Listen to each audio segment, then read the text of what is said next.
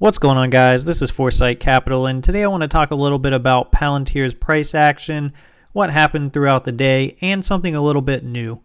A lot of you have requested how do I ultimately determine where the support and resistance lines are for a stock and how I'm going to trade it.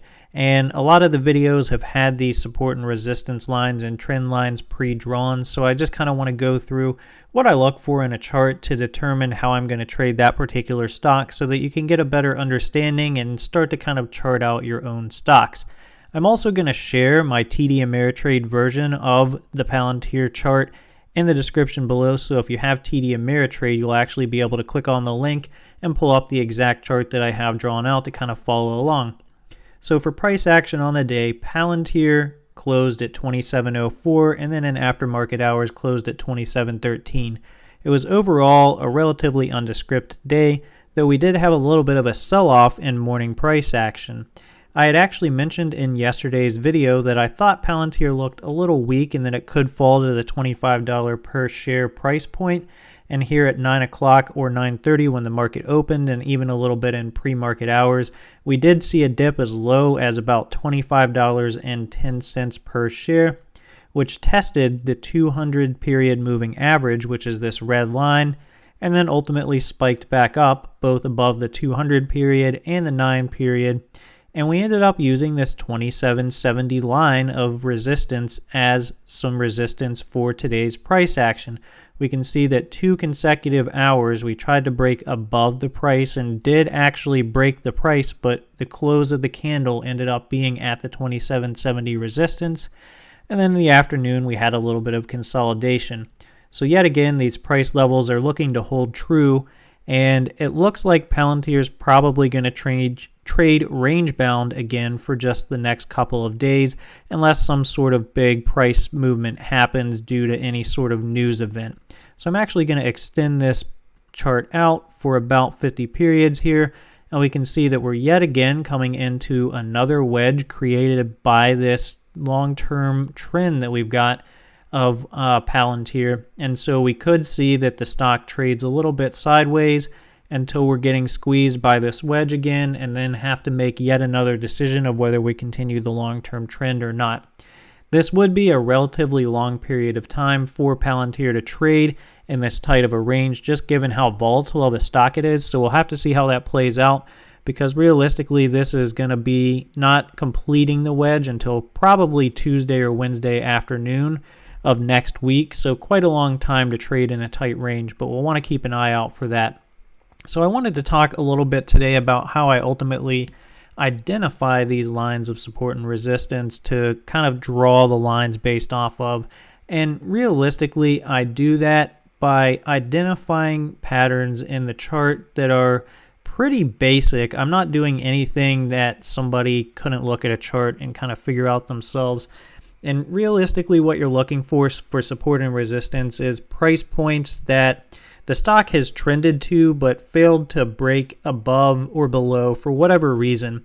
Keep in mind that as retail traders, when we're placing trades on Robinhood, Webull, or TD Ameritrade, we're a very small portion of the overall trades that are going on in the market. And there are micro traders that have algorithms built to around certain price levels to ultimately make trades for them. So there's not a person always behind the trade. And that's one thing that kind of lends to the whole technical analysis theory, is a lot of people think that it's not effective and not efficient to try to identify technical analysis trends. But when you think about it, if a computer is doing most of the trading going on in the market, there's bound to be some sort of technical levels that have been designed in certain algorithms that are going to give us certain price points that the computer is naturally going to trade around. Computers are essentially perfect, and while they're getting more and more human-like, they're still going to have levels that the algorithm is ultimately going to be built around.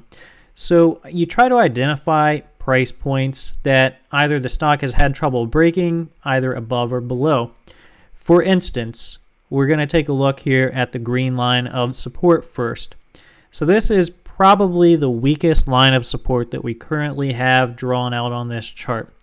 And if we look at the 20-day 1-hour chart here, we will see that the stock ultimately trended up towards this green line of resistance. And if we zoom in just a little bit here, we'll be able to see that there were a few candles, namely this one, this one, this one, and this one, that ultimately had the price trying to push up above this $22.60 per share range and just could not break above it.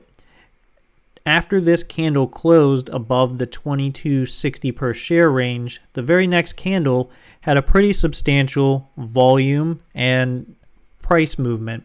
What that tells us as a technical trader is that the price was being suppressed by this $22.60 line for whatever reason, and once it was broken, either algorithms or large investors with stop losses or buy orders placed ultimately got filled and pushed the price higher. And then we saw the price retrace and use the same $22.60 level as support for a couple of trading candles. This one ultimately broke and closed below, but the very next one we had some buy volume come back in, sort of confirming that this was a level that the stock was going to trade around. And we can see over a few more hourly trading periods that this was again used as support and not broken before heading on its next leg higher. We can also see that after heading up to all-time highs, we had a bit of a downtrend, and this downtrend was caught for a few different hours by this $22.60 line before ultimately breaking below it, and then, yet again, using it as resistance. So some of the actual trend lines are self-fulfilling, meaning I didn't draw this trend line until all of this price action had already happened. But it was actually fulfilled and kind of identified again as a level of support and resistance with this downtrend, which ultimately led me to identify the wedge that we were creating and the spike above that level back up to the yellow level of support and resistance. We can see the same thing going on here with the yellow line. After breaking above the $22.60 per share range, we had a little bit of consolidation, and then we tested this $24.60 line for 1, 2, 3 hours, and were rejected back down to support and then broke above it again. And once we broke above it, we used it as support, again confirming that this is probably going to be the next level of support in the $24.60 per share range. We ultimately broke above that level and closed above the $27.70. And after we had this spike to all-time highs and started getting suppressed by this little bit of a downtrend that we had identified by the pink line here, we again fell back down and used this $24.60 yellow line as support for multiple hourly candles. And then we ultimately broke through it and headed down to the green line of support. So both of those were again confirmed after having drawn this chart to be sufficient levels of support and resistance, both to the upside resistance and downside support.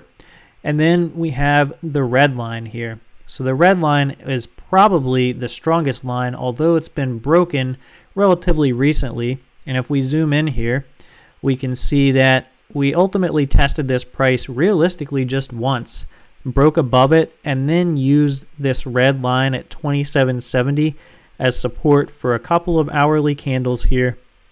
We broke out to all-time highs and then came right back down and tested $27.70 for multiple hours before breaking below ever so slightly, breaking above again and using it as support, and then ultimately being suppressed below that line by this long-term or this short-term pink downtrend that we had. And then in recent price action, we came back up, tested it as resistance. Remember, it was acting as support here. The same $27.70 was acting as resistance, and now, as of today, was still acting as resistance, and it's acted as support in the interim. So all of these levels are key levels that the price likes to trade around for Palantir. And so when you're looking at half of a chart, when you open up a new stock and are trying to identify price points, just look at the chart, the dollar values that you're looking at and determine where has the price kind of stuck.